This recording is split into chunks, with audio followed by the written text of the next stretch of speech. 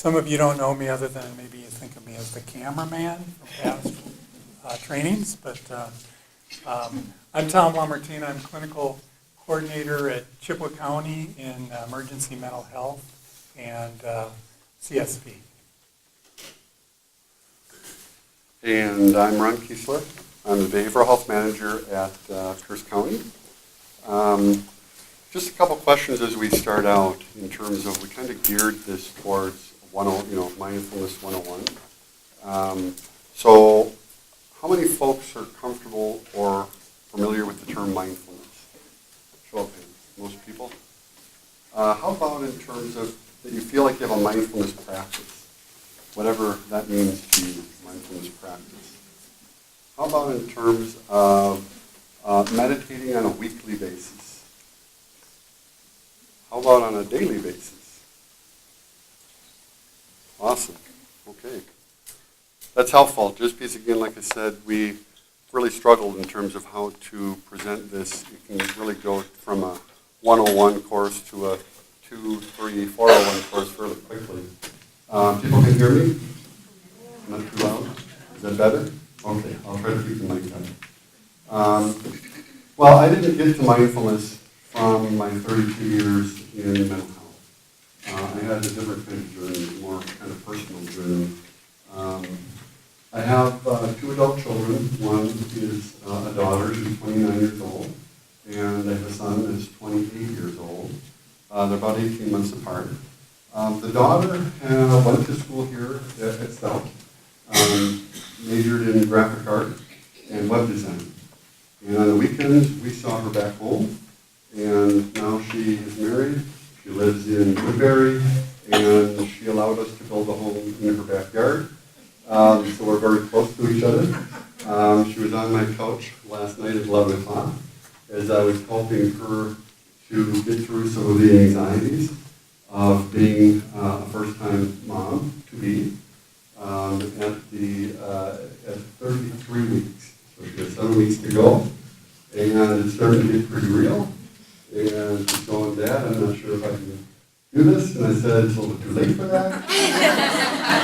But let me try and use some mindfulness to help you through that anxiety. So we see each other, have dinner with each other, and connect with each other probably 2 or 3 times a week with our various schedules. My son, on the other hand, again, only 18 months apart, but he went to school in Madison at the age of 18, got a job in Madison as an electrical engineer, then moved to Milwaukee, and next week is starting his new job in Appleton. And so I maybe see him a handful of times a year, talk to him maybe once a week, maybe twice a week, or every other week. Very different. And so I try to find a way to connect to him.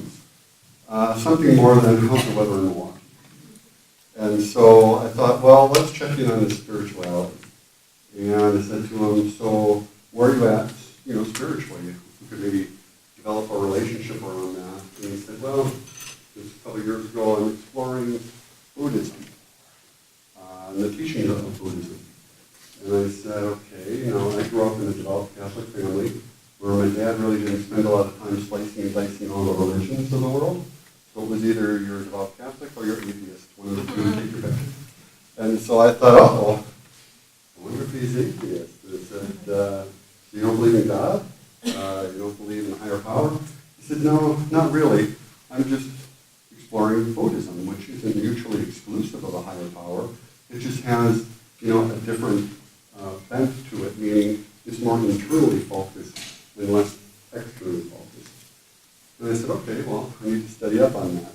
And that was my journey then to mindfulness, because mindfulness is really at the core or the roots of kind of the Buddhist philosophy and doctrine. Yeah, and I'll talk a little bit about my journey with mindfulness. We'll have that later. I do have a question that I'll be asking at the end. And so throughout this workshop, you might think about what the answer to this question might be. And the question is this. I retire in a week from now. I'm going to be taking a vacation for about 6-7 weeks, doing whatever I want. And so my question is, you're going to be working, I'll be vacationing. Who's going to be happier? Don't answer that yet. And it's more complicated than you might think. So hopefully you'll give that some thought as we're presenting today, and I'll come back to that question at the end. So the goals of the workshop, and I do apologize because we had kind of a dry run, so to speak, the last Wednesday. And I got some feedback and we changed some things around. And so the outline that you probably have in front of you isn't exactly the way we have it planned out, but the goals are the same. And the goals, first and foremost, is not to turn into a Buddhist monk, nor am I going to turn into a Buddhist monk.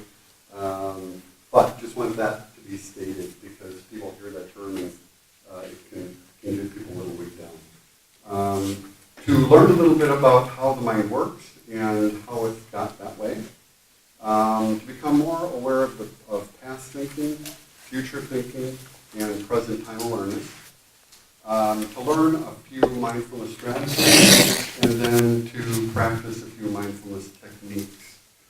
And then Tom had a few personal goals. I noticed in preparing for this, and you mentioned the PowerPoint isn't going to be reflective of what we talked about here. And that is because Ron and I have a tendency to change things constantly. And it's good that this is our final talk because we would be changing things eternally, probably. Pretty much. So finally we can kind of let it be. And my goal, as I noticed in preparing, is that I have a hard time with pauses when I give a talk. I think I have a fear of pauses. Does anybody have a fear of pauses?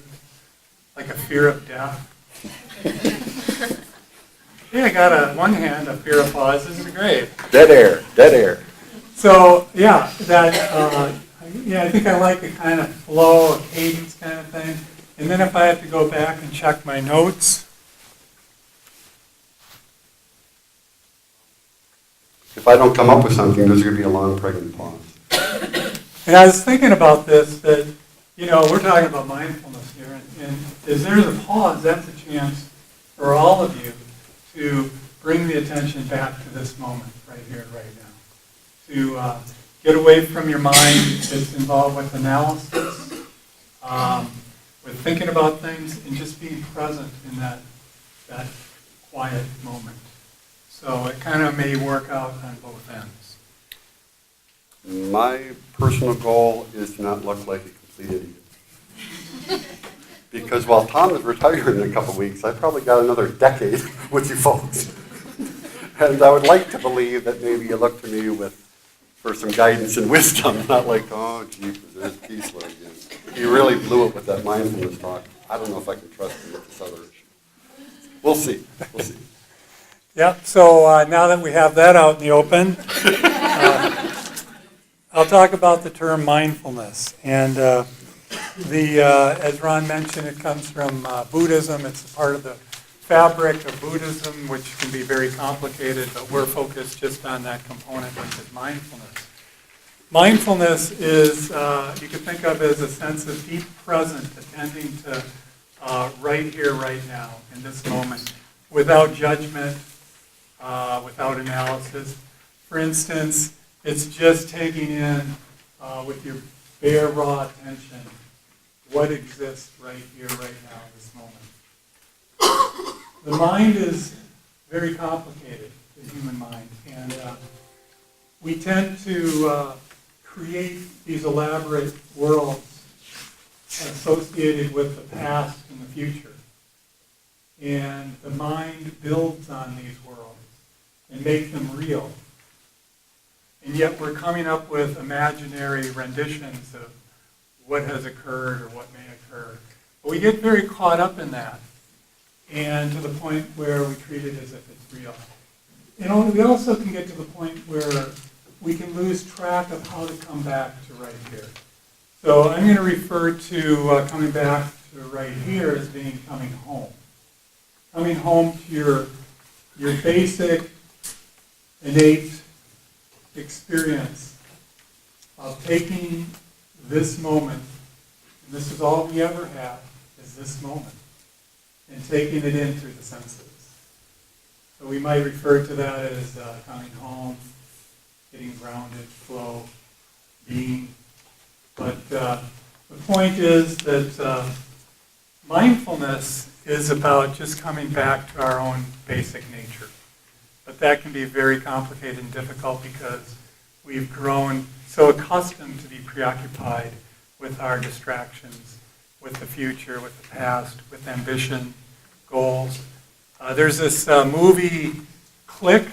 Has anybody ever seen Click? So he has the power with his remote control to do what? Fast forward. So what does he do with his ability to fast forward? He comes to utilize a lot, to where he really zooms through his life. And it makes me think about if we had that ability to, anytime we're kind of not so into the moment, you know, how often are we looking forward to the next thing?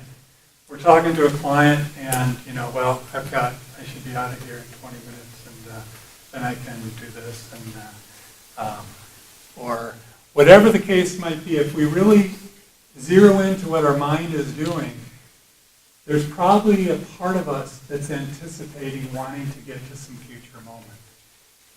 It's somewhat human nature, and increasingly what the mind does, if it doesn't have an ability, a practice, some way of coming back to just this moment where we always live, where we can't really get away from in reality, but we get to thinking more that reality is in the future and in the past. So what we're focusing on here is how to have moments about coming back to this moment, to returning home. And it's not about, we're not focusing on having a mindful life. Because mindfulness is not about your life. That's in the future again, right? Alan knew that, right? You wanted to raise your hand and say, yeah, so it's about just this moment. That's all we have control over, is this moment. To forget about the future, to forget about the past, and have time for just returning home right here, right now. Taking things in without analysis. Just being here. And that's what mindfulness is.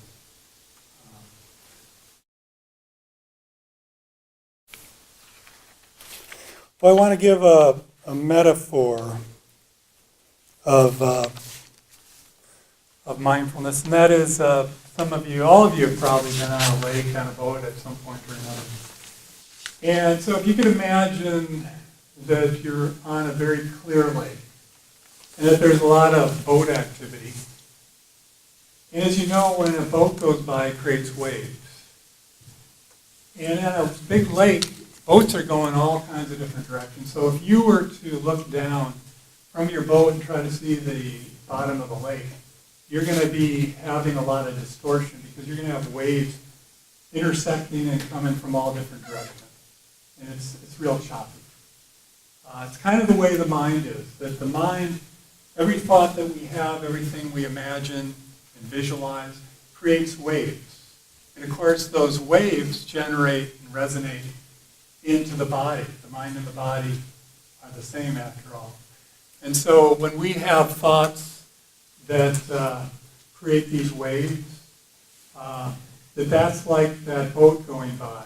And throughout the day we have lots of different waves, a lot of different boats, and creating all these irregular wave patterns and distractions. And so if we were going to try to see the bottom of that lake clearly, that means we've got to gently allow the boat activity, all these cognitive processes and analysis, to gently dissipate. So that, like that lake, eventually all the boats get moored, and with time, if there aren't more boats going by, that lake will settle. All that irregular activity on the surface of the lake will eventually become like glass. And once it's like that, you look down to the bottom of the lake, and you can see clearly what's there. Further with mindfulness, if you go deeper into it, that sense of me, the boat, the water, the bottom of the lake, that all dissipates too. That's a mental construct. And we use symbols. We need symbols. This is how we get by.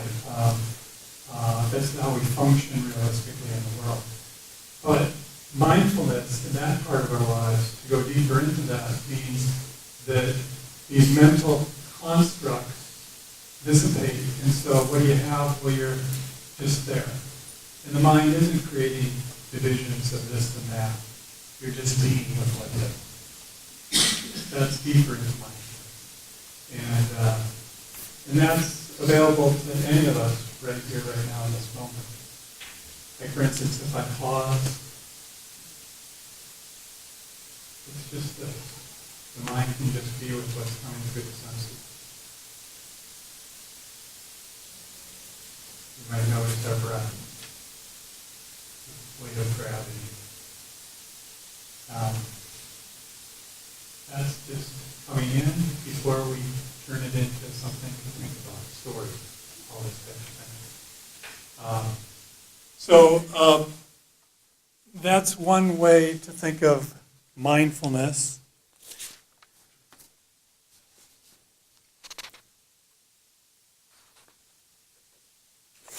I'm going to talk a little bit about the research on happiness and how it relates to mindfulness.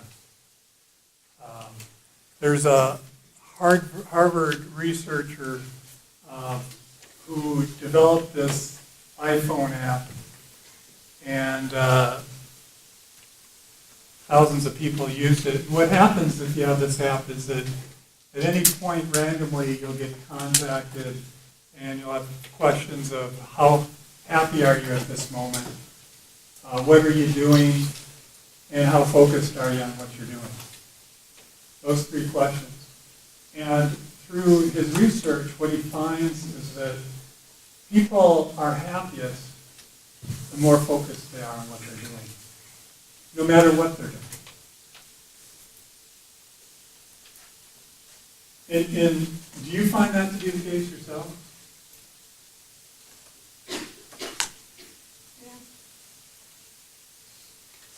That could mean that you're talking to a client. And you might kind of have anticipated going to see this client and kind of like, I just kind of want to get on with it. I have all kinds of things to do, and I have to call so-and-so back. And so you're just kind of there.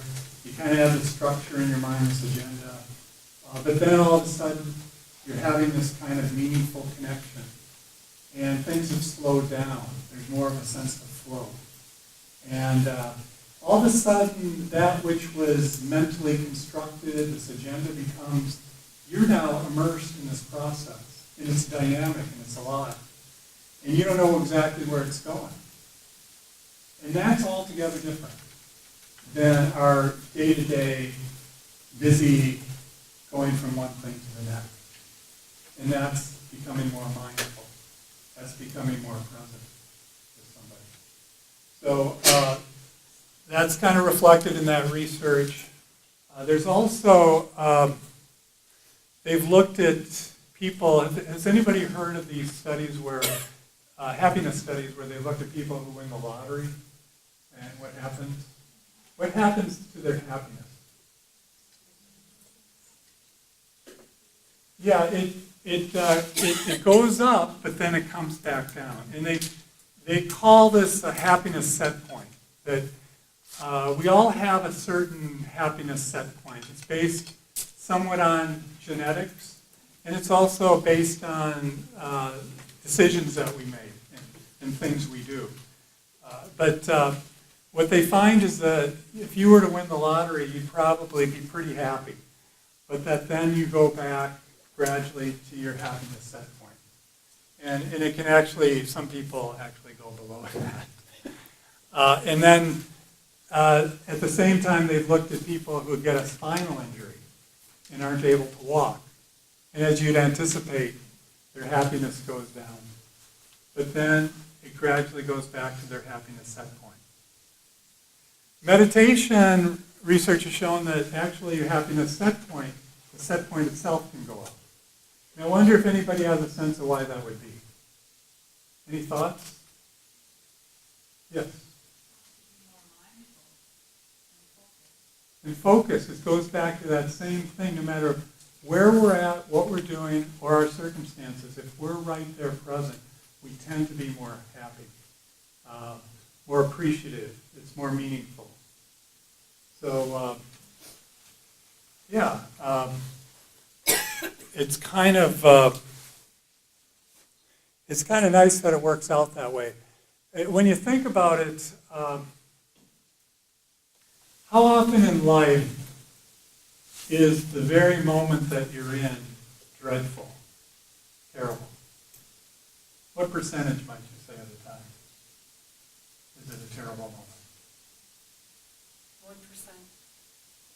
Yeah, very little, very little.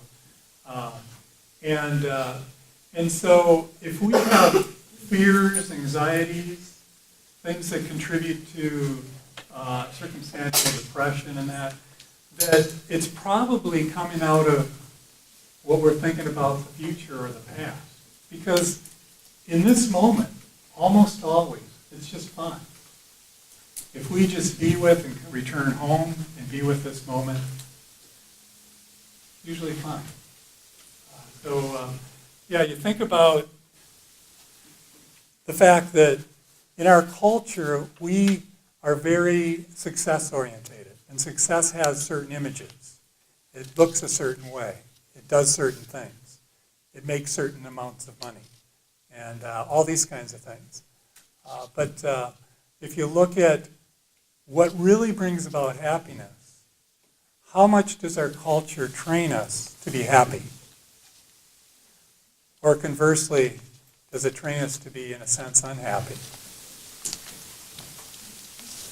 Well, it trains us in a sense of wanting. And when you want things, you never feel happy, you don't feel fulfilled.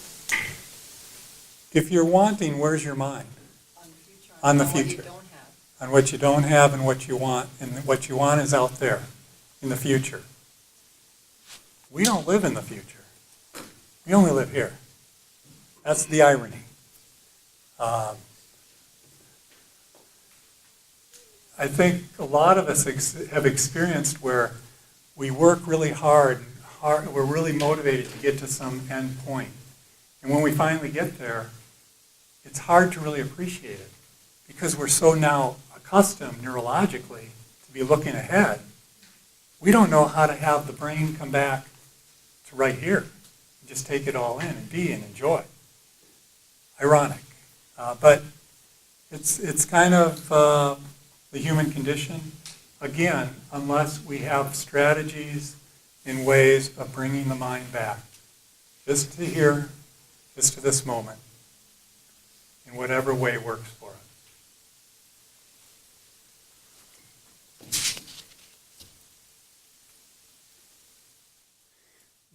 Also, interesting, where they find that people that meditate regularly have increases in brain structures that are associated with emotional regulation, and decreases in brain structures that have to do with fight, flight, or freeze. And so, how nice it is that the federal and state governments are reimbursing people like some of you to come into people's homes and help them to become more present, to help them to learn to, people that have had trauma, for instance, who have had such difficulty with coming out from the past, reliving the past, that there's more and more tools, people coming right to their home, yoga, meditation, all the kind of different things that help people to return home. And as well as the mental health tools such as DBT, which has as a foundation helping people to learn to come back to this moment.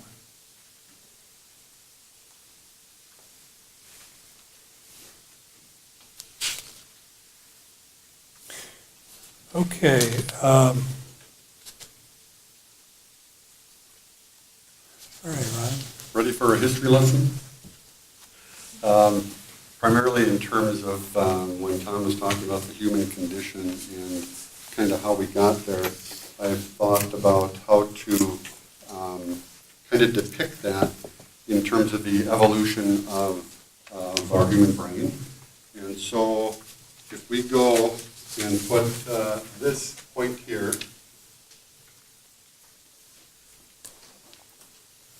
as present time, then we walk all the way down here. And we have this represent when we found an artifact called AL288-1, better known maybe to most of you, you might have heard of this a few years ago, as Lucy. So this is when Lucy was carbon dated. Lucy's a hominin, which is our ancestors in terms of caveman days. And I know there's kind of a debate of evolution versus, the Big Bang and the creation of Earth. And I didn't really want to get into those spiritual debates, but just to kind of all agree that if we can see this just from the construct of evolution for a minute, then we might be able to see how we got so hardwired in terms of where we are today. Because that's 3.2 million years ago. And if we have to walk, we would continue to have this journey. Maybe we are walking like this. Eventually we're getting upright. But during this entire time, what's happening in the brain is that the hindbrain is keeping the body regulated, and the midbrain and the amygdala, which controls emotion and remembers emotion, it's the storehouse for emotion, is up to 1 foot away, where now we have the Homo sapiens as we know him today, in terms of modern, if you will, modern man. And so this entire time frame here, the brain is evolving, but the brain is evolving in a way that it's realizing that we are not the apex predator. We are more of a possible prey. And so from that standpoint, only 1 million years ago, we created the stone axe. And 200,000-300,000 years ago, the spear, and 40,000 years ago, the bow and arrow. The gun wasn't invented until about 600 years ago. That's 1/5 of the width of this piece of paper that would be right up against here before we could kind of see ourselves as more of the kind of alpha species where we could defend ourselves and take charge of our environment. So today we have guns and tanks, we have warplanes and nuclear weapons, drones where you don't even have to be close to the individual. Back during the Pilgrim times, you had to see the whites of their eyes before you fired off your musket. Now you can be on the other side of the world and blow some away. But has that really reduced our fear? Do we feel any safer? America's arguably the most advanced nation on earth with most technology in terms of weaponry. But do we really feel any safer than we did before? Some of us, that may be the case, but some of us not. In terms of brain development, you would have to be a half a foot away from this here before the true evolution of the frontal cortex and prefrontal cortex, in terms of higher level of thinking, reasoning, and not just reacting through fight, flight, freeze, which really equals fear. And so our fear is so hardwired, it's like the lights here in terms of the hardwiring, where you flip a switch and those lights will go on unless the light bulb's burned out or unless a mouse is chewed on the wiring. So how do we break that cycle? Well, before I go there, let me talk a little bit about who here believes that you're in control of your own thoughts. Okay, a few people say they're in control of their own thoughts. How many people believe that thoughts just kind of think themselves?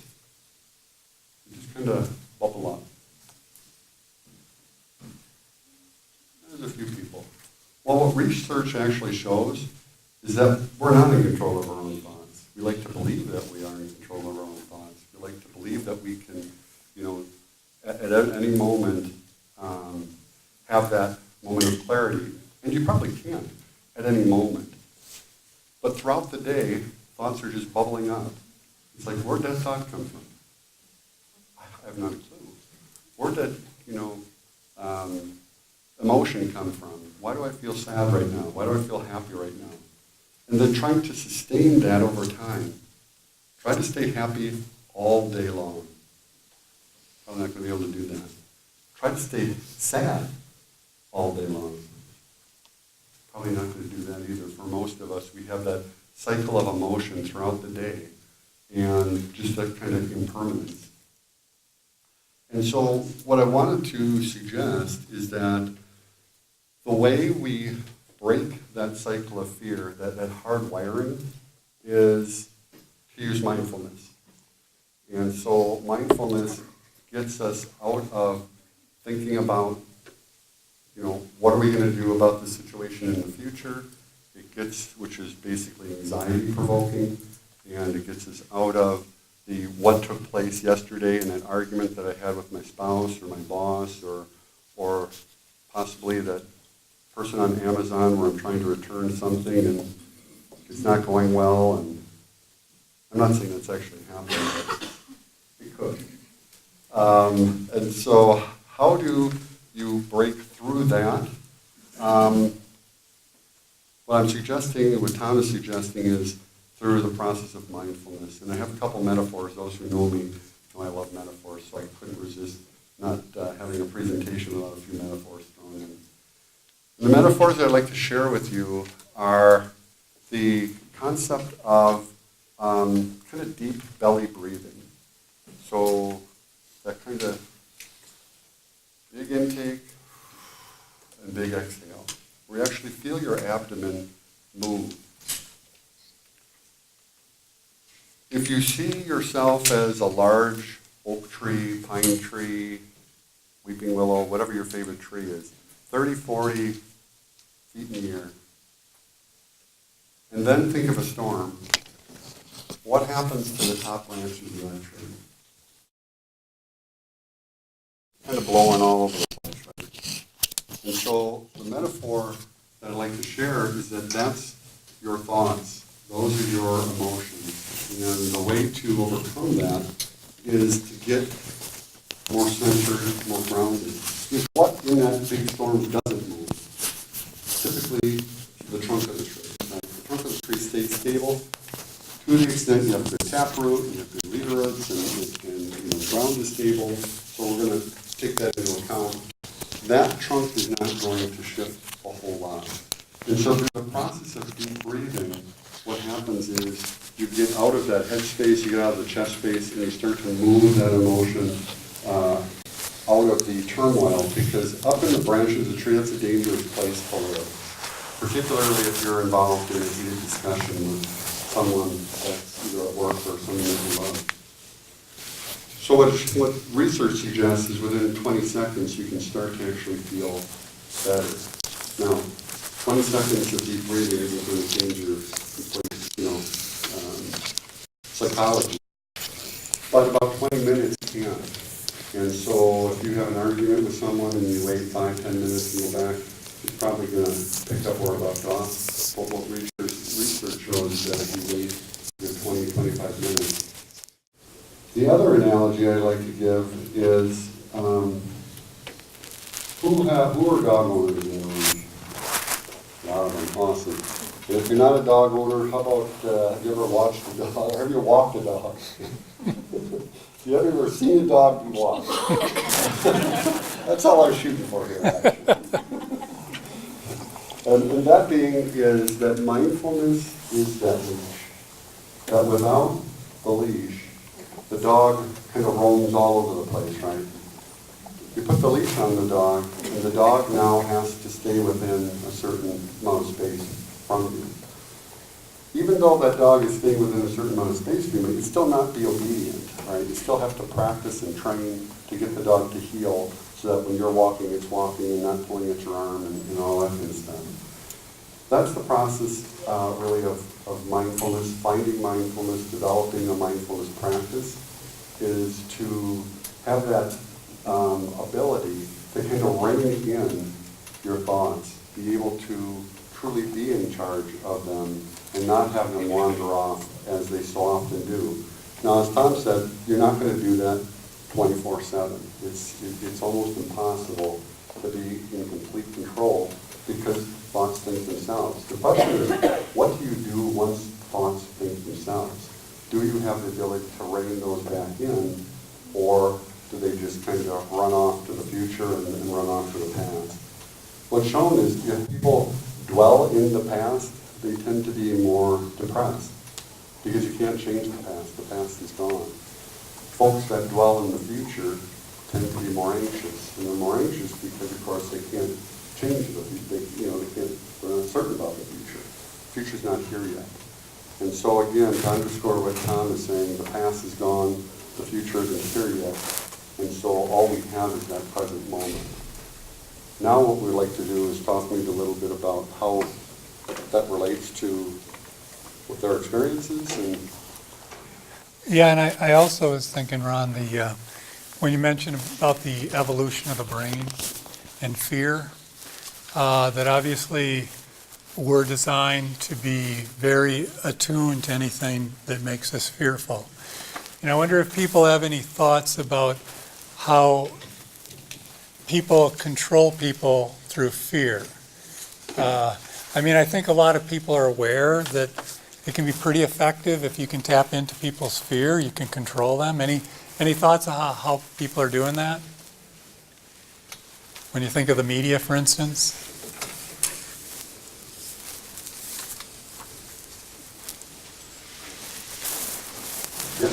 People use fear to fuel racism in the media. people use fear to fuel racism. Yeah. I'm just trying to repeat that so that everyone has a chance to hear it. Focusing on the negative. Focusing on the negative. Awesome. In how might, if you focus on the negative, you stir up racism, how might certain people be able to benefit? Like, why might people do that? Yeah. To make people spend money on happiness. And unhappiness. Can you talk more about that? Just to provoke, the negative, the continual negative thought that the media can put out there that stimulate that you need to spend your money Yes. to make yourself happy. Yeah. What also happens when there's a political campaign? I was going to say they get your vote, but I wasn't going to offer that. Well, does instilling fear generate voting activity? What's that about? Huh? Change? Yes? Also promoting that desire that you need to be in control. When you're feeling fearful, then you feel even more, and that more feeling of that I need to be in control. Yes. And trying to find ways to do that. Yeah. Yeah. You activate that and it triggers all kinds of things in somebody. What were you thinking? Just going off of that mentality and an us versus them type of concept to try to gather support for certain types of political purposes. Yes. Yeah. Lots of political gains can be made. This is very sophisticated and well-researched stuff, and if you can make people afraid and get them to feel as though their fears can be addressed if you vote for me, I'm going to make it better for you. You don't have to feel that feeling in your body anymore. I'm going to take care of it. This is powerful stuff, and it's going on all the time. You know, throughout so much of that timeline, almost all of it, you had, you know, tragedies happened around the world all throughout history. But what's different today about what we're exposed to with media? Instantaneous. 24 hours. All kinds of different directions. We're hearing about everything. And we're hearing about it constantly. So here you've got this mechanism for survival, fight, flight, or freeze, triggering adrenaline, cortisol reactions, and increasingly, without realizing it, we're becoming more and more bathed in those stress-related chemicals, hormones. And but there's a lot of money to be made. If I can make you uncomfortable with how you look, and if you use my product, people aren't going to notice that so much. You know, just think of it, it's endless, but it's tapping into fears that we have through evolution that go the brain is wired in a redundant way when fear is triggered for survival. So we have to pay attention when that mechanism is triggered. Today, nothing bad happens, you know what I mean, in terms of you don't buy a product or you write an email that maybe was ill-fated. But there was a time where if you kicked off your group, you were expelled from your group, and that was life or death, because you couldn't you needed your tribe in order to survive. It would have been extremely rare in the hunting and gathering days, if you will, whereby a tribe member was kicked out of the tribe and they were able to survive and proliferate and start their own civilization, so to speak. Today that isn't true.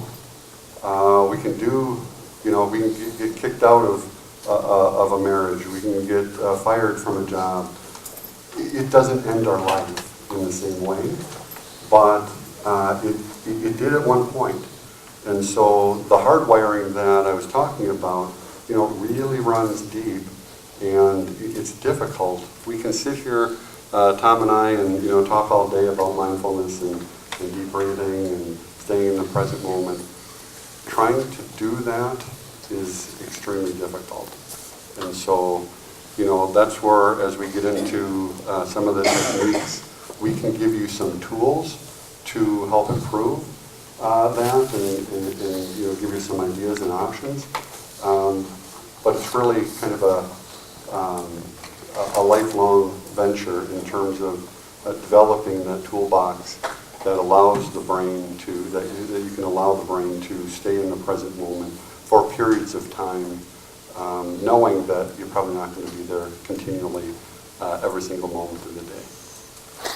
And so the point is to see if we can develop an ability to have some moments of mindfulness. Again, it's not about building this mindful lifestyle, it's about having increasingly more mindful moments. That's all we control is this moment.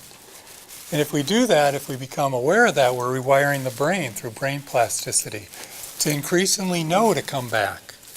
For me, for instance, at some point I started to, when I'd walk to my car from work, I would take in the sounds and kind of just let thoughts fade off and tune into the sounds. And interestingly, the mind started to get wired into my brain, where now it's increasingly automatic. Once I'm going to my car or coming back into the building, I shift gears and tune in. And it gives me that mindful moment. Obviously, if I get to work and I'm staying totally attuned to what's coming through the senses and not using any analysis or cognitive functions otherwise, it's going to be pretty hard to function on the job. But to have those mental breaks is very, very huge. The other thing, when Ron, you were talking about the tribal in or out kind of thing, I was thinking about social media and younger people. what's happening with younger people with regard to social media and mood problems? What are you learning about that? That it's affecting them, their mood, big time. Anxiety, depression is increasing, suicidality, Younger and younger. younger and younger. What's the connection between social media and that, and tribalism? Yes. It's the complete opposite, so it's a virtual interface, and so the human-to-human connection is taken out of that, so it's left empty, and for people to get recognition or acceptance through the virtual world, it's just a completely different interface that's happening, so it's disconnecting from the human sense and creating this new thing that they're experiencing. This thing that we've evolved all these years, that kind of connection with other human beings, now is this kind of new artificial medium. And what's being projected, what are young people being exposed to about what's happening with the people around them, their peers? What are they seeing from them? There's a facade of this increase in happiness or presenting your best self. Yes. Yeah, yeah. So, it's kind of like everybody, all their peers are projecting this little slice of a moment in their life. And the receiver of that is taking it in as, look at how happy they are. And now they're getting it from this person, all these peers. What am I doing? I'm kind of bored. And that sense of contrast. Even there's adults that are on vacation, wonderful places, but they're checking their social media. Same phenomena. They kind of want to get home where it's more fun, where they can be with these people that are having all these good times. It's kind of ironic, and another reason that it can be useful to learn little tools to come back home in a more real way. So we're going to transition to a mindfulness experience, but I have a question for you, and that is, last time, I'm not going to tell you how many minutes it was. I'll tell you later. But we did a mindfulness, we did a meditation. So my question for you is how many minutes we should do. So I'm going to start with asking you, raise your hand if we should do, say, 2 minutes. 3 minutes. 4 minutes. 5. 6. 40.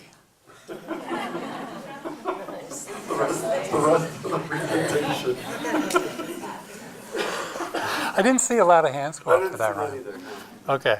Seemed like 5 was kind of a lot of hands for that. And ironically, that's what we did last time.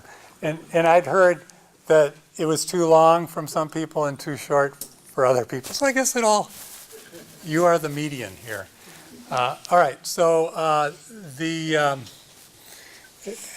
other thing is I want to stress that you don't have to approach mindfulness the way I do.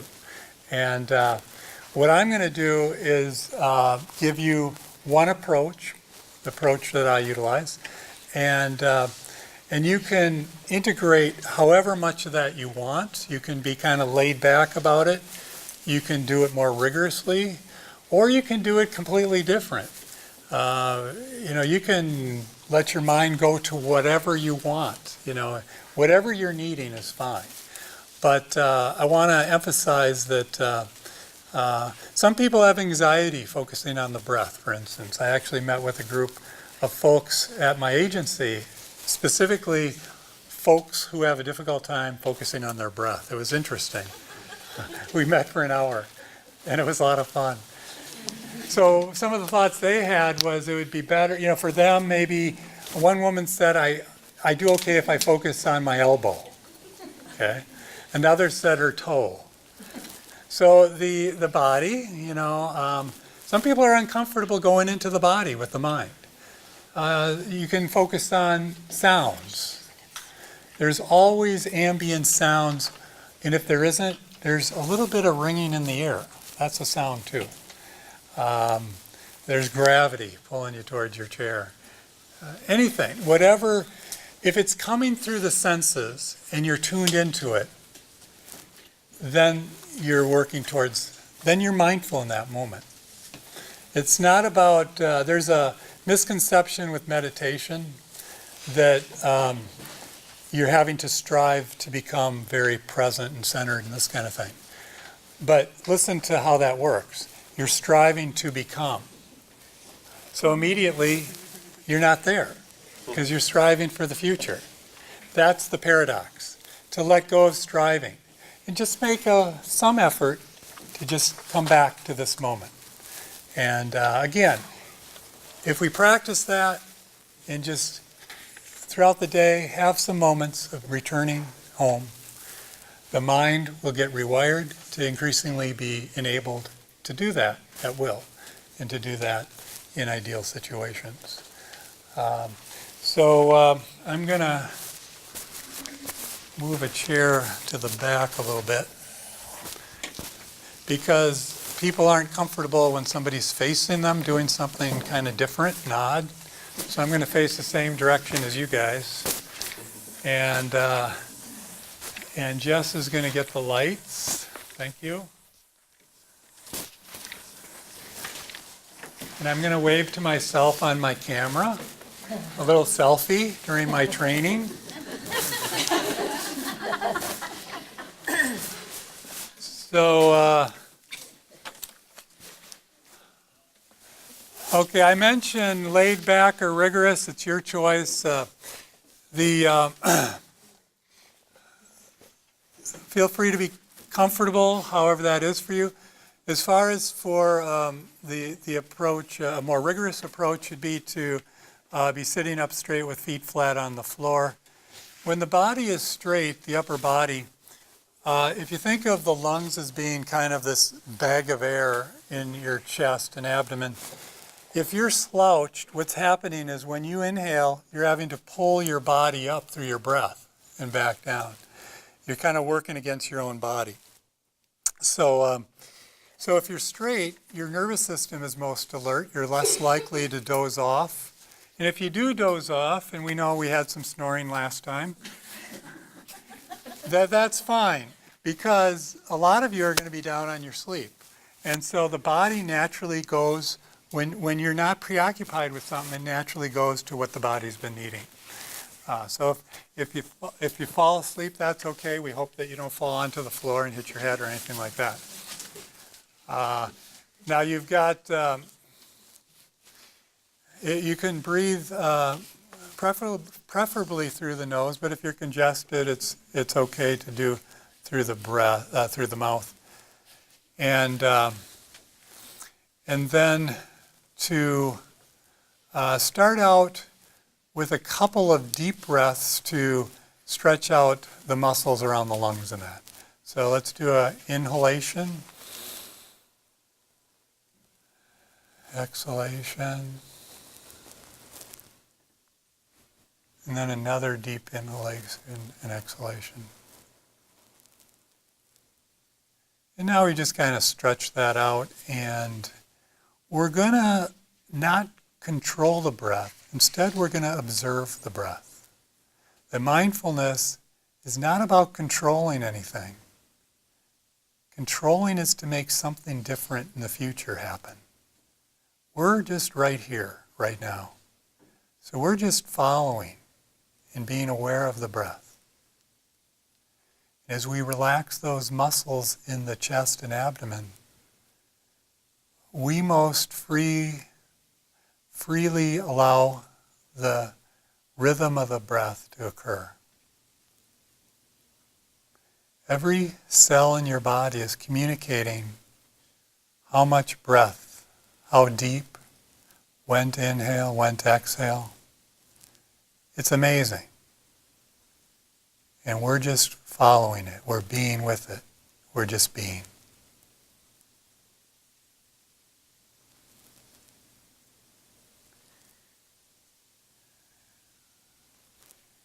And one can, or you don't have to, one could count the breaths, being inhaling 1, exhaling 2 on up to 10. And when the mind wanders, you just return to 1 with the inhalation. If you get to 10, you could start with 1 again. For beginning meditators, this is very useful. And then at a certain point, one doesn't necessarily need to count.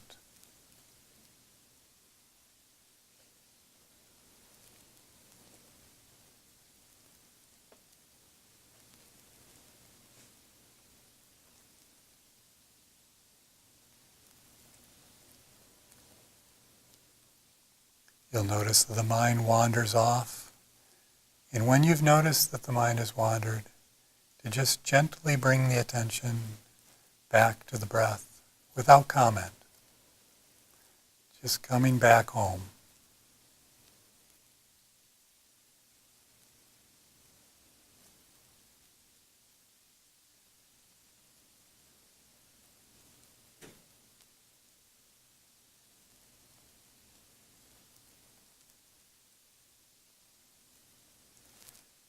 One might have various sensations or insights, but everything's treated as neutral. We just return home to the breath. Just being with what is right here, right now, without analysis.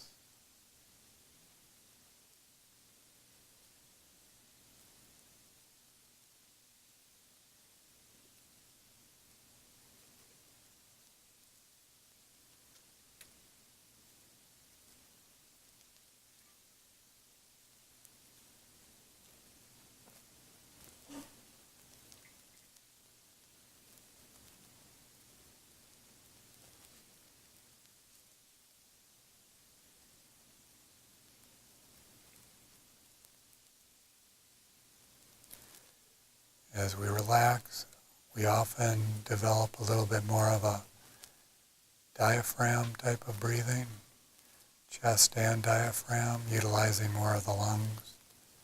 But we don't want to make it too complicated, and we're just allowing ourselves to observe moment by moment the movement of the breath.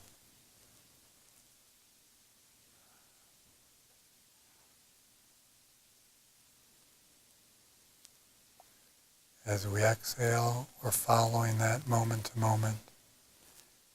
And we've noticed the transition between the exhalation and the inhalation. And we're there with that as well.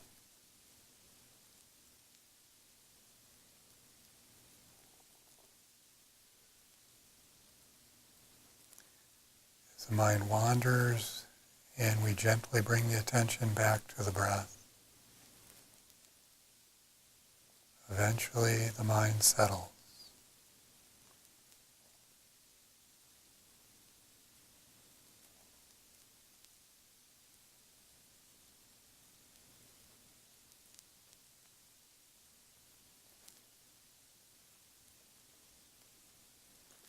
We'll give it about another minute as we just be with what is right here, right now.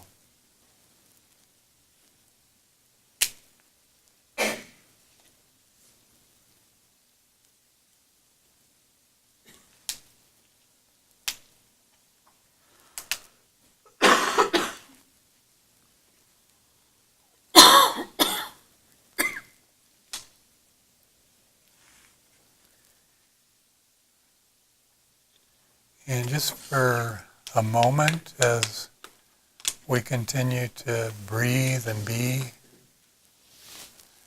to just allow the mind to be aware of the whole body, to know that with every breath, oxygen is getting to every cell, every muscle, and relaxing those muscles, letting any tension melt away, drain out of the body. That rich oxygen is relaxing the entire body, and that the mind is aware of the entire body, from the top of the head to the tips of the toes and everything in between. That the mind and the body are one as we just breathe easy. We'll take about 15 seconds to transition to a completion of this exercise. But to know that at any moment, as we continue, you can bring the attention back to the breath, back to just being with what is, back home.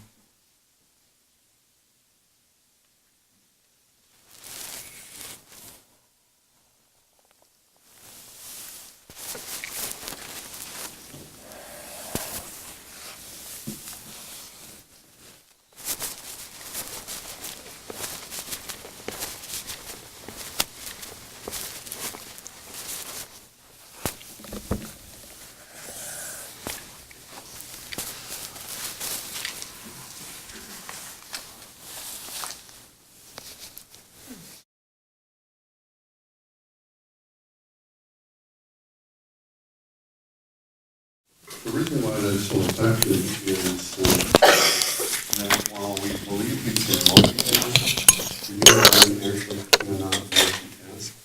We like to believe it is. You can do maybe a couple things at the same time, but your attention is really only on one of those things at any given time. And so when you focus on the breath and only the breath, or you focus on your elbow and only your elbow, or your toe and only your toe, you're not focusing on the past, you're not focusing on the future. And so it's a way to kind of calm or quiet the mind. Folks that have a hard time going to sleep at night because your mind is racing, this is extremely effective in terms of how to quiet the mind. Research on animals that are injured, what they typically do out in the forest or wherever is they immediately lay down and do nothing. And what they're doing is actually healing the body. We don't do that as humans, unfortunately, in our microwave kind of society. What we do is run to the pharmacy and grab some medication to feel better. And while that does work at times, there are also other times when it doesn't work very well. And so it's been shown that folks that routinely take 20 minutes a day and do that kind of deep relaxation at any point of the day, before you get out of bed, before you fall asleep, on your break, at work, doesn't matter when it is, what they are finding is that the body actually heals itself much better when you find those moments of deep relaxation. And so that healing quality is so important, and yet it's one of the first things that we kind of ignore, unfortunately, in this kind of fast-paced world that we're all part of. So I have a question for all of you. Did you lose your mind?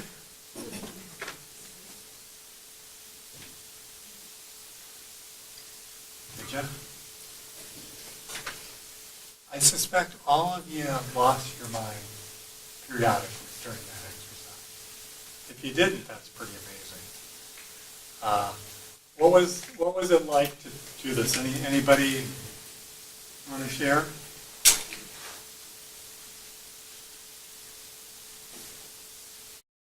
I can't stop my thoughts from thinking. I try, and that's my barrier. They just bubble up. And were you able to count up to 3 or something like that at all? Yeah, while I was counting, I was thinking in between the counts. For you? Okay. You know, one thing I like about what you said is that it reminds me there's a misconception that we can just block our thoughts. And it doesn't work that way. The mind can't tell the mind to quit thinking. You know, when you really think about it, the mind can't. So, yes. For you, what tends to work best for helping the mind to settle? I haven't figured that out yet. Haven't figured it out. Does exercise help at all? Or? Yeah, walking. dogs. Okay. Being outside, walking your dog, yeah. Yeah, what else works for people to help settle their mind? Yeah. Painting, drawing? Oh, okay, yes, yes. You know, to use your hands. Carol, what do you do during staffings a lot? Yeah, we know that, to work with your hands, for almost everybody, you focus better. And so a lot of times kids, yes. Yes. Yoga, yes, okay. Well, why do you think that helps you settle the mind?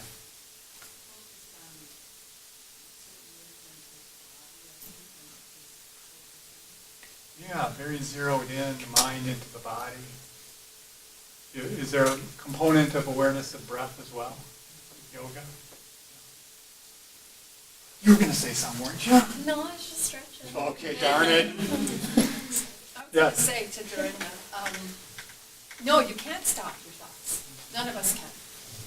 So the more you focus on wanting to stop them, you will continue to think. You know this, right? Yeah, so none of us can. One strategy is to not try to stop or repress, Right. but just notice. It's like a cloud passing through the sky.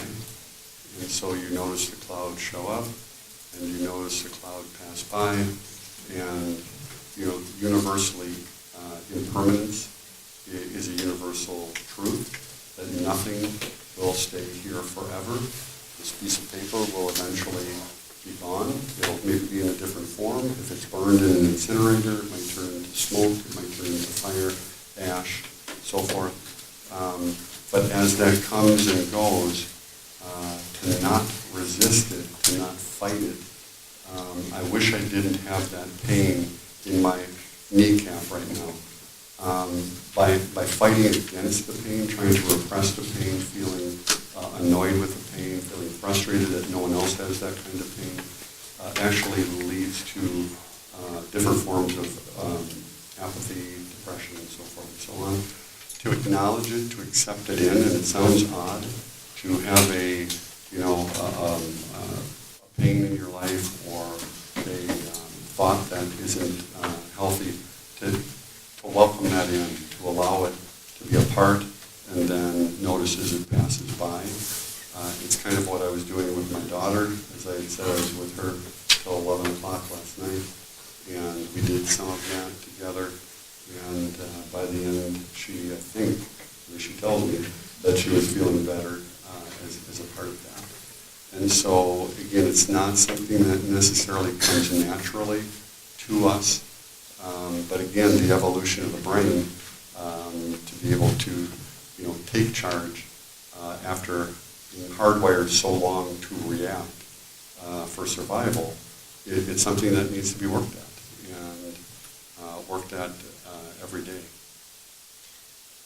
And that makes me think about, some of you might be aware of some of the strategies that you can give people for panic. And one of those is to have them remind themselves that this is temporary. Because if you're in a panic, your panic is made worse when you have the thought, this is going to be ongoing. And of course, that's a component of depression as well.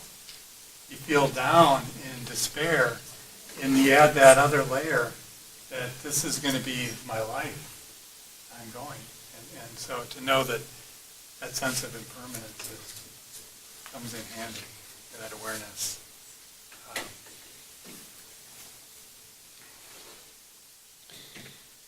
Okay, let's see. Well, Time for the play? I think For it the skit. is, the skit, Yeah, the theater in the round? yes. All right, do we have our actors here? I think they're... You seem stressed out. I hope this meeting goes well. Are you nervous? Okay, don't get reactive this time. What a mess. How can people live like this? Don't look as if you're scrutinizing the place. Hey, Ron. I know it's a mess. I haven't been around much the last couple days. Not a problem. Kind of smells in here again. I hate being in smelly homes. I'll try to make this visit quicker than usual. How have you been doing? Okay, don't tell him about Bill. I have been really stressed out, but what else is new? Shit! I shouldn't have said that. I hope he doesn't ask me what's been so stressful. What's been so stressful? Stupid, stupid, stupid! Okay, think about something that's not a big deal so I can quit talking about stress. Oh, actually, it's just my back. It's been really, really painful recently. Good. I avoided Bill. God, am I hungry. What am I going to have for lunch? Oh, yeah, I made a sandwich. How many days old was that tuna? Fish and visitors stink after 3 days. I wonder if that's true. What did she just say? Damn. Oh, something about back pain. Try to forget about how hungry you are. Sorry to hear that. Do you remember what we talked about the last time I was here, what you said you were going to try to do? I bet she doesn't remember. It seems like they never remember. When was the last time someone actually remembered an assignment? Shit, totally forgot. Okay, what can I say that doesn't make me look like I don't care? I'll go back to mentioning maybe how busy I am. Hey, Ron. Yeah, I don't really remember. It's been such a crazy week. Can you remind me? I wonder how long that food's been left out. Amazing how much bad food people can seem to get away with eating without getting sick. Well, you're going to attend 3 AA meetings and spend a little more time with that sober friend you have. Wonder if you can get back involved with AA without doing the 13th step again. Oh yeah, that's right. Don't tell them about the old friends that don't want anything to do with me anymore. Maybe talk about the meetings. Ron, I did go. Just once. Please don't ask how often. To the meetings. Maybe I'll go to McDonald's. Does Arby's still have 2 fish sandwiches for $5? Good job. I don't have much cash on me, but I think most fast food places take credit cards now. Smile a little bit more. Lean in just a bit. Geez, you're looking too stiff. Sometimes McDonald's has 2 fish for $5. Did you find the meeting helpful? Well, I don't remember any commercials lately for McDonald's having 2 fish for $5. Man, how long is he gonna be here today? I know I need help, but they just don't get me, they never do. They have their perfect lives, and if I made the kind of money that they make, things would be great for me too. Man, my back is killing me. Maybe I should shift positions a little bit. She's moving around a lot, more than usual. She seems nervous. I wonder what she's keeping from me. Ron, I like going to those meetings. Sometimes it's really hard to get there, but somehow, I figure it out. Oh, well, I can't believe it. I never got back to the hospital. They want Barb discharged as soon as possible. Seems like I always forget something when I'm dealing with the staff at Mayo. They must think I'm an airhead. All the times for getting a call. If I don't take this call, he's gonna be so mad. But I can't take the call now because, man, Ron's here. But if I don't answer, it's not gonna be good when I see Bill later. This is stressing me out. Okay, just relax. Keep an indifferent look on your face.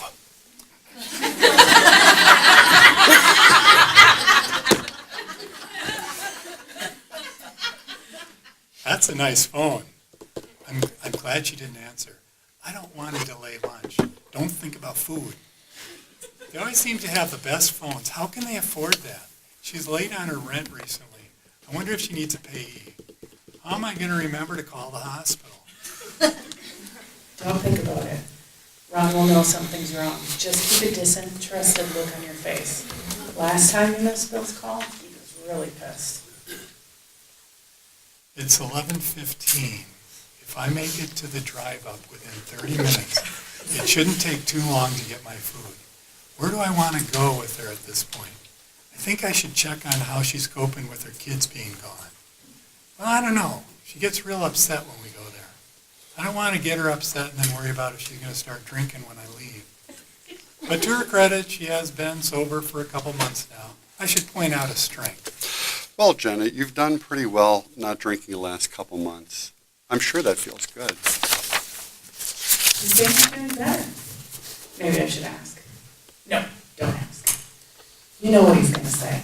Oh, I can't help it. So when do you think I'll be able to get my kids back? Oh boy, I guess we're going down that road again. Keep the face from looking frustrated. I wonder if it's faster to walk in or go through the drive-thru. What do you remember about me saying during our last visit? Man, I'm so stupid. I should have never asked. It's just not fair. They have so much power. I wish I never had to deal with human services. I wonder if Bill's pissed because I haven't called him back yet. I've got gas. What a weird time to have gas.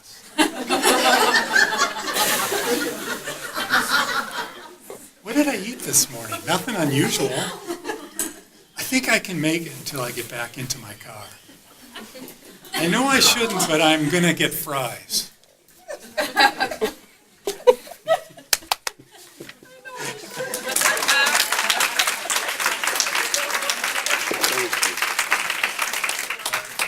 You want to quickly introduce yourself to We can. our actors here? Rachel Kilby, Chippewa County, CCS. I'm Jenna Dunlap. I do youth justice ongoing.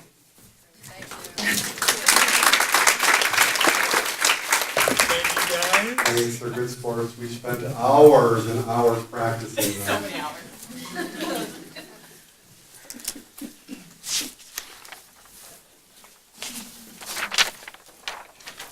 So, this kind of thing never happens, though, with you, right? This is all just fiction.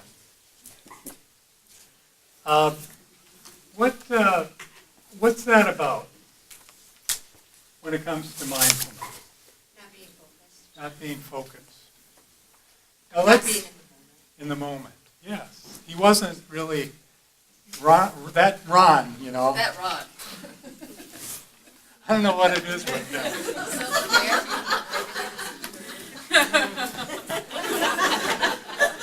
He has gas a lot again.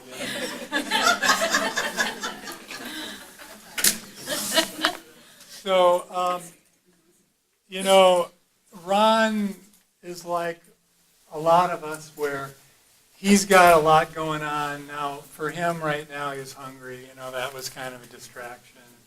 But also, when you think about, almost all of us probably have more work to get done than is possible to do. And there's a lot of balls up in the air. Part of our mind has to stay aware of, how do I remember to call to get back to the hospital? You know, what do I need to record here for my documentation? What do I need to remember from this visit? What kind of intervention do I need to do? What kind of a way to respond to the big picture, the goals? There's just so much going on in a given moment. So the question becomes, with all this, how do we just come back and be present with another human being? How do we make time and space just a moment for that? How do we slow those wheels down to the speed of a human encounter? What helps people do that? To become more mindful, to slow it down, to let go of all the extraneous other things going on. You then, you write it down and then you can let go of it and come back again. Excellent. I think it's one of those days where it's like, you know, meeting to appointment to meeting to appointment to unexpected, of just taking a few breaths in between. Just the reminder, instead of, you know, you're in the middle of something, maybe you need to be in touch with that hospital, but you have somebody waiting. Yeah. To Yeah. just kind of take a few breaths, Yeah. to just remind yourself to not just be running. Yeah. You know, I think like paperwork tasks and that kind of thing are different than when you're gonna be sitting and meeting with a person. Yes. Okay. Taking that moment to breathe and recenter. Yeah. Did they talk about at the crisis, I didn't attend today, I attended Wednesday, in terms of deep listening? Listening without judgment, listening without prejudice, listening in the moment, not listening necessarily to respond or to get your story in, but simply that just kind of deep listening to be there and be present. Excellent. They talked about it on Wednesday, and it really fit well with where we were at with our presentation as well. So I was hoping that they would get that going again today. You know, I would say with like this example too, each individual has their own agenda, let alone the background noise in your head too. So you come in and maybe I'm doing an assessment, maybe I'm doing a follow-up visit of a child protection or whatever it may be. I gotta get this done in this many days. Yeah. So that giving to take precedence over, let's first really stop and listen. Yeah. Get to where we're at right in the moment. Yeah.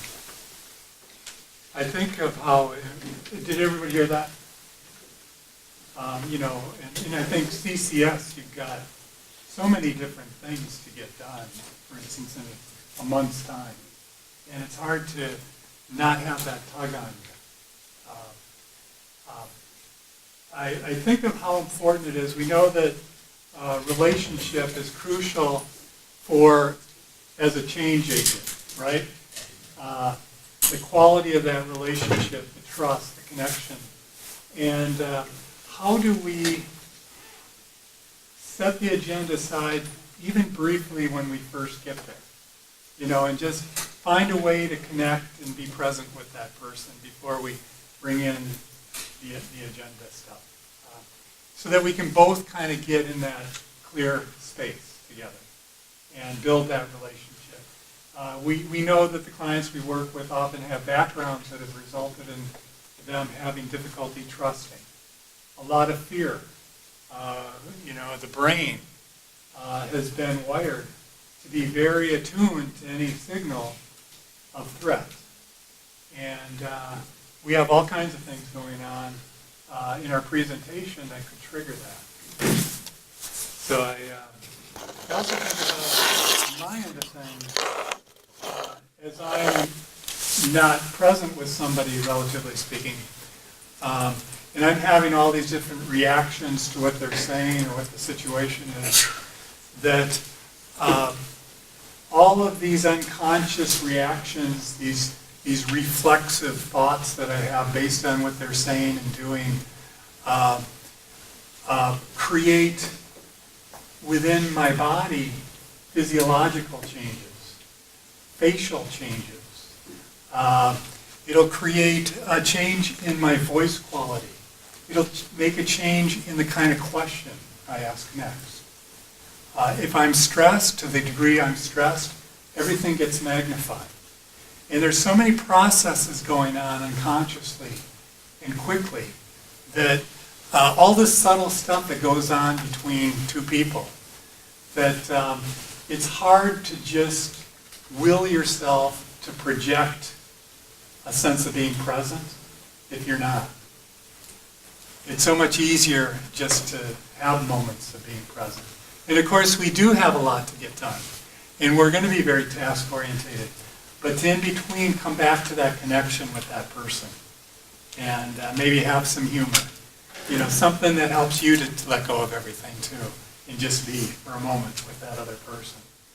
I mean, bottom line,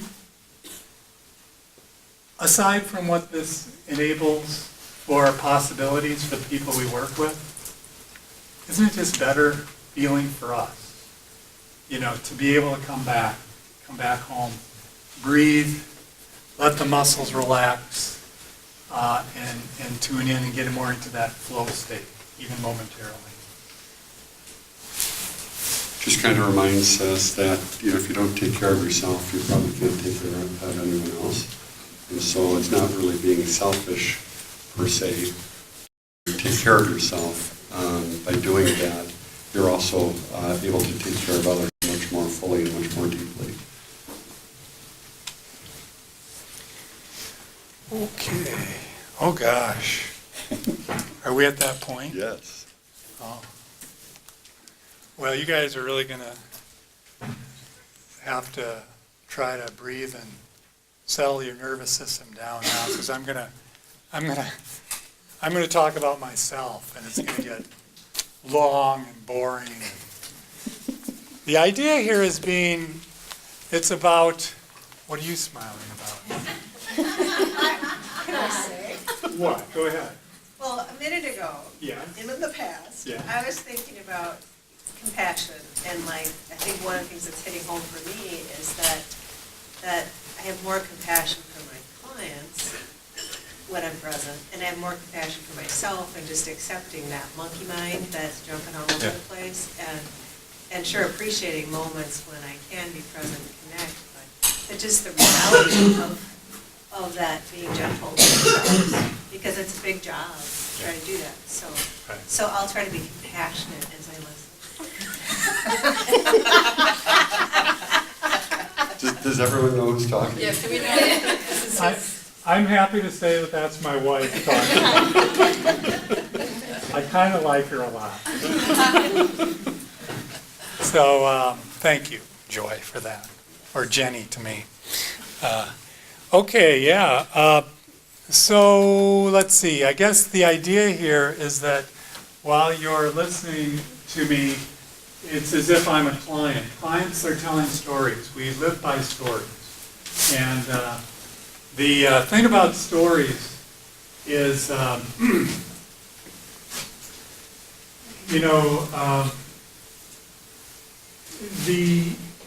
the mind creates this shorthand to interpret all the undefinable things going on in a given moment. Like when you think about it, although we usually don't, this moment is comprised of infinite numbers of processes that have emerged to create this moment throughout the whole universe. There's, quantum entanglement, where one particle in one part of the universe simultaneously is impacting another particle in another part of the universe. There's so many things going on that boil down to just this moment. And the mind can't take it all in. What the mind does is it creates stories. And those stories, although they're useful and they create a shorthand, or even you think of like diagnoses. Like diagnoses, it's kind of a story. But it can be useful to help us to kind of cue into certain symptoms, certain behaviors, and ideas of how to work with that. But also we can categorize and lose sight of it's a much more complex story than what the mind wants to generate. So the idea is to know that we create stories, but how do you annihilate stories and come back to the complexity of what is, and just tune in. Let go of the stories, and the stories will come back and you'll create them. And then just to let go and come back to that moment with a person, to be deeply listening. So I'll talk about myself and give you a practice with that, and then we're going to practice with each other here. The idea is I'm going to go into a description of my background with ADHD, which is kind of extreme. And when I was younger, I didn't have tools to work with ADHD. So I was lost in this kind of being nowhere in a sense. But I want to also emphasize as I talk about this is that what I am is an extreme example of what we all are. We all are inattentive. We all are distractible. And with all of the things that we have available to us now, for instance, what do we tend to do when we have a few minutes waiting for someone. You know, and so increasingly, because of technologies and all these different possibilities for stimuli, we have a harder and harder time just being without doing, without all this activity. It can be kind of uncomfortable, again, to help us, though, to have strategies to come back home just to be. And so again, the idea here is that as I tell my story, to notice, if you would, the mind wandering off, and then just to bring it back, come back to the story. Same as if you're with a client, and what we were talking about with this skip, that Ron's mind would be wandering, and how, though, can you do that? What works for people to come back? For me, it's, I tune into my breath, and I also tend to bring my mind into my whole body, and my breath is in the body.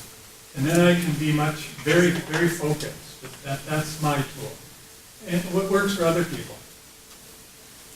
Make eye contact with the other person. Okay, that gets you right there with that. Great. What else? Moving. Movement. Getting in your body. Yes. Yeah. I like to kind of put myself in their shoes, creating the story in my head so I can stay tuned to what they're saying. Oh, yeah. So I don't know if that makes sense. Yeah. Does anybody do that? Put themselves in their shoes to kind of be with that more. Yes, I had the benefit of working over the years with thousands of men who were violent and abusive to their partners. And why I say benefit is, for me, I remember in the beginning, I would, this is where I have to start saying, shut up, Tom. Get back on task, Tom.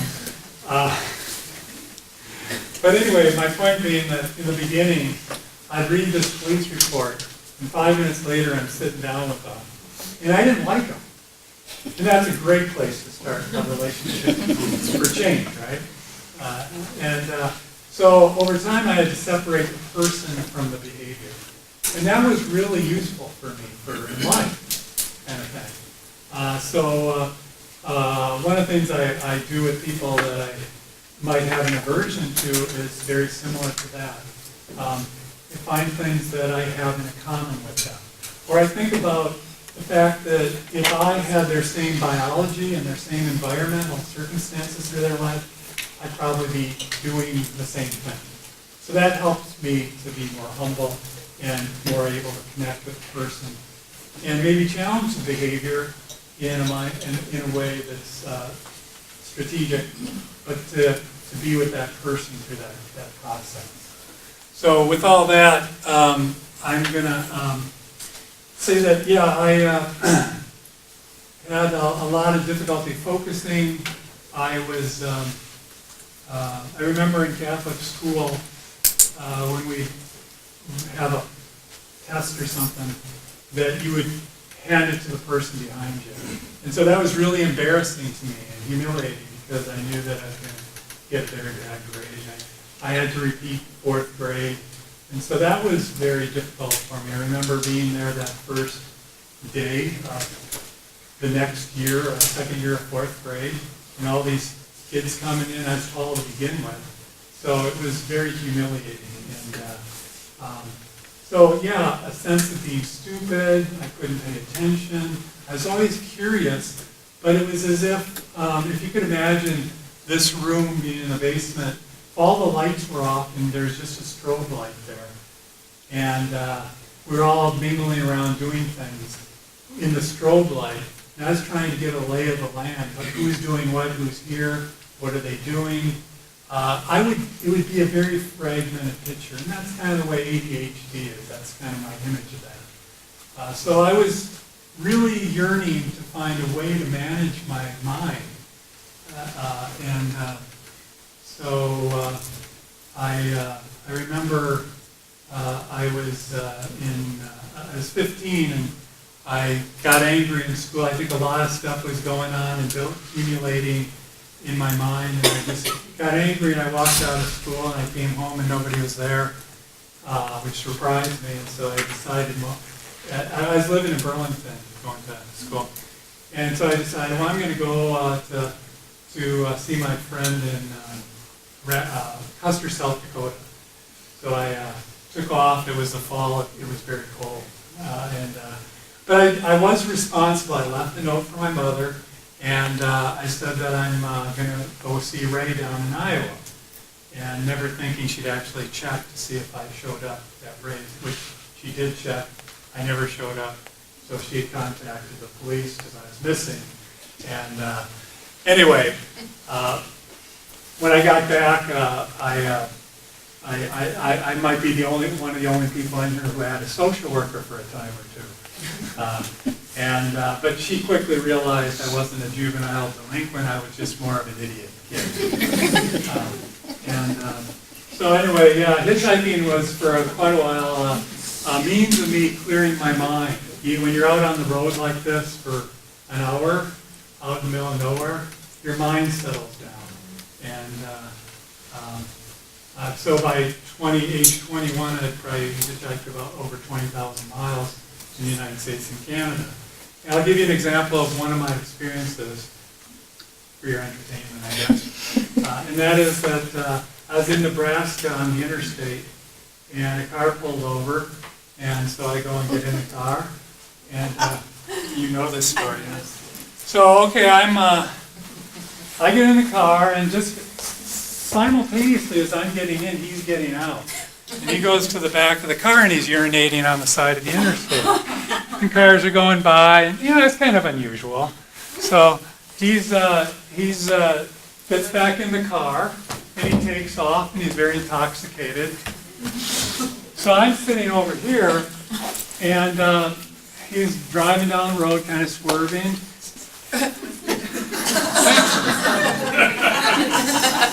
That's why they run.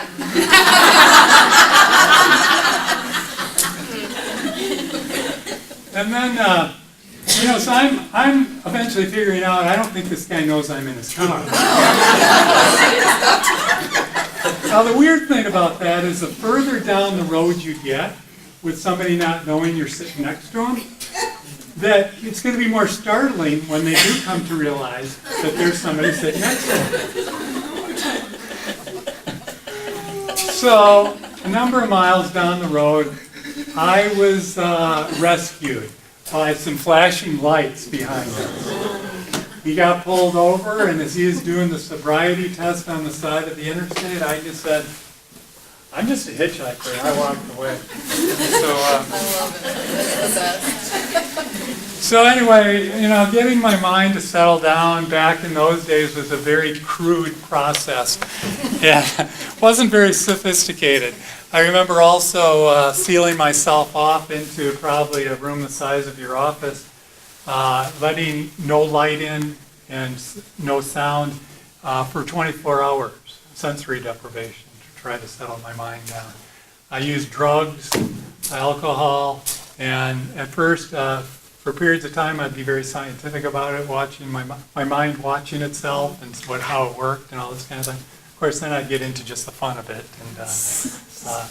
But ultimately, I started into Zen Buddhism, so that has enabled me to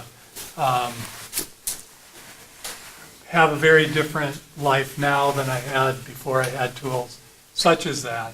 And daily meditation enables me to be very focused.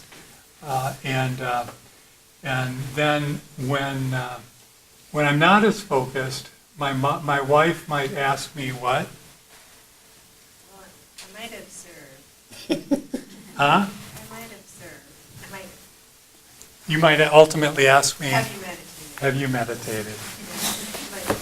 Or if I'm, I meditated. Have you meditated? yes, if I'm hyper, you might ask, How much have you slept? What candy bars did you have at lunch? if I've had Bring your sugar. bicycle lately. Yeah. So, okay, so now the idea here, again, was Did your mind wander off? If so, did you use tools to bring it back? As I was telling my story, you smiled. Did your mind wander? You gonna tell us where it went? Well, I was just thinking the realm of dangerous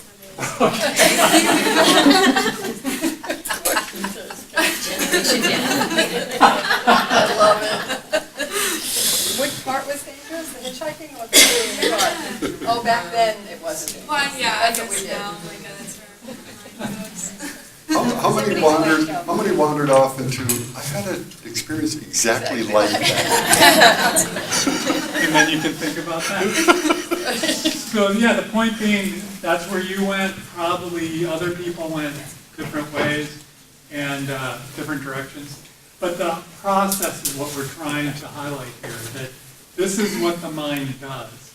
And though we can make a willful effort to bring the mind in, bring it back, gently bring it back to what's happening when we're talking to a client or anybody in our lives. You know, it's a great opportunity to practice mindfulness because we interact with people throughout the day, almost every day. And so if we can associate that with breathing and being, whatever helps us to just take that time, bring mindful moments into that. And, you know, everybody benefits. So we're going to have you do that yourselves, to pick a person next to you and to take 3 minutes and to share something about yourself. One person would share about themselves, whatever you want to share. You know, maybe something you like doing, a vacation you went on, a pet, your children, whatever. And then the other person would just try to mindfully listen. And if you want, you could even take it to the next level and mindfully listen and give reflections. Reflection. Yes. Or mirroring, as some people call it. Yes, what we'll do is, we'll take 3 minutes. Yeah, if you could pair up, take 3 minutes, and then we'll quick reverse and do another 3 minutes. And if we could wrap it up a little bit. Tom, they're not wrapping it up a little bit. What do you do about that? I don't know. This is a real quandary.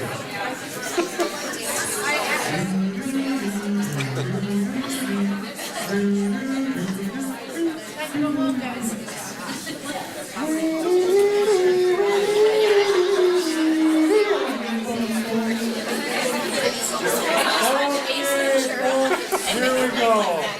We have a question related to that. Knock it out. Well,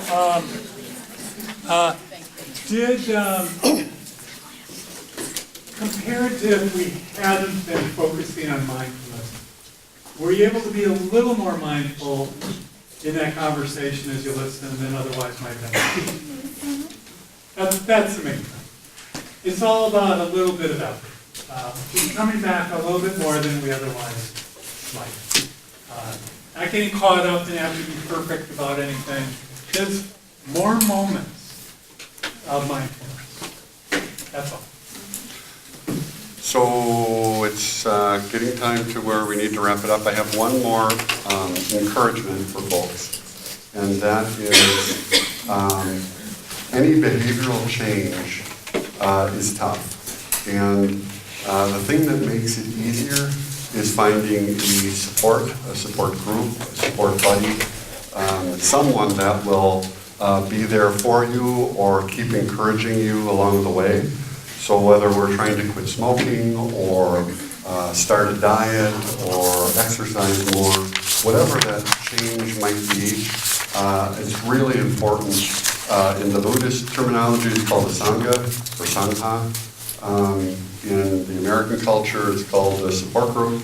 And so I would really strongly encourage folks to do that, set goals for yourself, and share the goals with someone that you trust. Once you convey that to someone else, it again creates just a little bit more of responsibility and accountability to see that type of stuff through. And so I think with that, I'll turn it back to Tom for a final question. Final question. What do you think my final question is? Are you gonna be having more fun, or are we gonna be having more fun in 2 weeks? There's 50 Very points good. right there. Yes.